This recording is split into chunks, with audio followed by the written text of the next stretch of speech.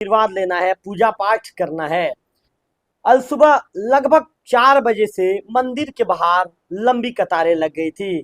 श्रद्धालुगण हाथ में श्रीफल, पूजा के लिए जो अन्य सामग्री होती है उस सामग्री को लेकर पहुंचे थे और प्रभु के दर्शन में लीन हो गए थे, भक्ति के सागर में डूब गए थे। जय जगन्नाथ कहते हुए पूरा परिसर प्रभु के जयकारों के नारों के बीच गूंज उठा था और चारों तरफ सिर्फ जय जगन्नाथ के नारे नजर आ रहे थे। आपको बताना चाहूंगा कि लगभग आधे किलोमीटर तक लंबी लाइन लगी हुई थी। अल सुबह वहां का जो माहौल है पूरी तरह भक्ति के सागर में लोग डूब गए थे। प्रभु जगन्नाथ के भक्ति में पूरे जो श्रद्धालुगण है ये लीन हो गए थे। इसके बाद समय आया लगभग 4:30 बजे का।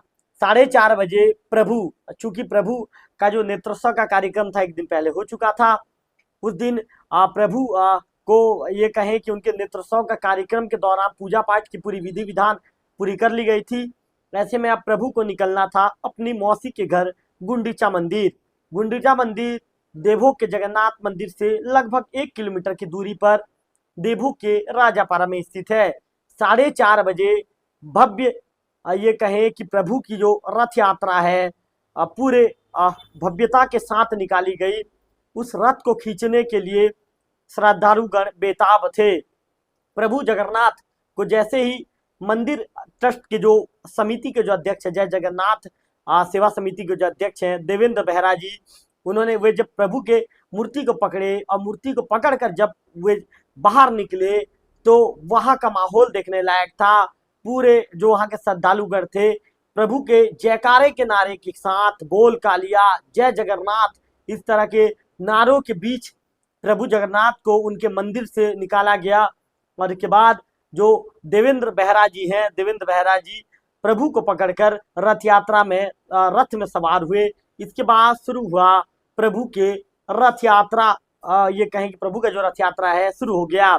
प्रभु का रथ यात्रा जगन्नाथ मंदिर से निकलकर धीरे धीरे लगभग 2 घंटे का समय लगा प्रभु को 1 किलोमीटर की दूरी तय करने पर।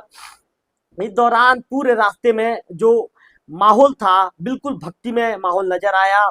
कोई ऊपर से जो रथ में जो सवार जो व्यक्ति थे, पंडित जी थे, टेमरा गांव के जो अन्य जो समिति के जो सदस्य थे, वहां के जो युवा थे, उनसे कोई चिल्ला रहा था कि भैया हमें श्रीफल दे दीजिए, प्रभु का आशीर्वाद के रूप में नारियल दे दीजिए।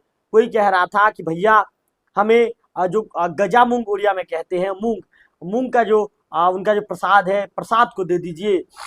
तो ऊपर से पंडित के साथ ही जो अन्य ग्रामीण जन थे ये किसी ने श्रीफल फेंका, किसी ने गजा मूंग फेंका, तो कोई अन्य जो प्रसाद है नीचे के भक्तगणों को देता नजर आया। लगभग 2 घंटे तक प्रभु के रथ को श्रद्धालुगण धीरे धीरे खींचते चले गए। इसके बाद प्रभु का जो उनका जो रथ है पहुंच गया गुंडीचा मंदिर। भगवान जगन्नाथ यहाँ पर 9 दिनों तक रहेंगे और 9 दिनों तक रहने के बाद वापस पुनः अपने धाम लौटेंगे। मैं आपको बता दूं कि इस दौरान 9 दिनों तक राजापारा के गुंडीचा मंदिर में प्रभु जगन्नाथ की पूजा पाठ होगा। प्रभु जगन्नाथ का पूजा पाठ वहां पर किया जाएगा, पूरे विधि विधान से उनकी पूजा पाठ वहां पर की जाएगी। इस दौरान जो श्रद्धालुगण है, श्रद्धालुगण अपने तरफ से भोग की भी व्यवस्था करते हैं। तो आपको बताना चाहूंगा कि इस दौरान जो देवभोग के जो थानेदार हैं फैजुल लोधा साहब ने सुरक्षा व्यवस्था को भी पूरी तरह से चाक चौबंद सुरक्षा व्यवस्था के उन्होंने इंतजाम किए थे। वे खुद मौके पर मौजूद रहे और रथ के आगे आगे चलते चलते उन्होंने मॉनिटरिंग की थी। मैं आपको बता दूं कि इस दौरान पुलिसकर्मी चप्पे चप्पे पर मौजूद रहे। जो देवभोग के एंट्री वाले रास्ते पर जो फोकटपारा मोड़ है वहां पर भी पुलिसकर्मी को उन्होंने वहां पे उनकी ड्यूटी लगाई थी। चारों कोने पर उनके पुलिसकर्मियों को उन्होंने देवभोग नगर के बाहर में ड्यूटी लगाई गई थी। ड्यूटी इसीलिए लगाई गई थी ताकि भारी वाहन अंदर प्रवेश ना करे। आपको बताना चाहूंगा कि लगभग 7 से 8 हजार की संख्या में आसपास के करीब 90 से ज्यादा गांव के लोग इस रथ यात्रा में शामिल होने के लिए देवभोग पहुंचे थे। जब रथ यात्रा लगभग आपको बता दूं कि आज तो सुबह से ही यहाँ पर भक्तगणों का आना शुरू हो गया था। देवभोग के मंदिर के विषय में आप भी जानते हैं कि पुरी के बाद ये दूसरा शक्तिपीठ है। पूरे भारत में एकल मूर्ति देवभोग में ही स्थापित है और इस मूर्ति की अपनी एक अलग विशेषता है। यहाँ के मंदिर की अपनी एक अलग विशेषता है। यहाँ के मंदिर को बनाने में लगभग 46 साल का समय लगा था और ये रजवाड़ा काल में मंदिर का निर्माण पूरा हुआ था, 1901 में पूरा हुआ था। आपको ये भी बताना चाहूंगा कि इस मंदिर में बिल्कुल सीमेंट का भी बिल्कुल प्रयोग नहीं किया गया है। इस मंदिर में ये कहूँ मैं आपको बता दूं कि इस मंदिर में जो चिवड़ा होता है, इसके बाद जो बेल का फल होता है, रेंगटा पत्थर का जो चूना पत्थर कहते हैं, चूना पत्थर का उपयोग हुआ है। और धीरे धीरे धीरे धीरे कड़ी मशक्कत के बाद 94 गांव के ग्रामीणों ने अथक प्रयास से, अपने अथक सहयोग से लगभग 40 साल के बाद इस मंदिर को पूरा किया है। इस मंदिर की एक अलग ही विशेषता है और अपने आप में ये मंदिर में आज भी कई तरह की रहस्यमयी चीजें आज भी इस मंदिर में है। आपको बताना चाहूंगा कि मंदिर के विषय में ये कहते हैं, मंदिर को दूर दूर से लोग देखने के लिए आते हैं। ये कहा यह जाता है कि इस मंदिर से जो भोग है, भोग जगन्नाथपुरी को भी जाता है। इसके साथ साथ प्रभु जगन्नाथ यहाँ के लिए लगान भी प्रभु जगन्नाथ खुद वसूल करते हैं।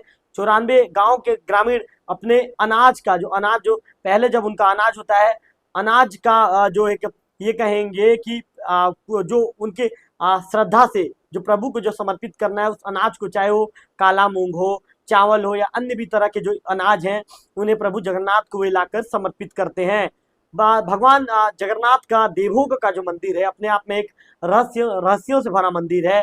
और इस यहाँ की जो रथ यात्रा है, यहाँ का रथ यात्रा है, दिन ब दिन ये यहाँ की रथ यात्रा एक भव्य रूप लेने लगी है। दिन ब दिन जो भीड़ है, भीड़ बढ़ने लगी है। मैंने जैसे कि आपको बताया कि 90 गांव से ज्यादा के जो गांव के जो श्रद्धालुगण है इस रथ यात्रा में शामिल होते हैं और इसका एक अलग ही तरह का महत्व है। इस रथ यात्रा को देखने के लिए लगभग 100 किलोमीटर, 150 किलोमीटर दूर से लोग आते हैं और इस रथ यात्रा में आकर शामिल होते हैं।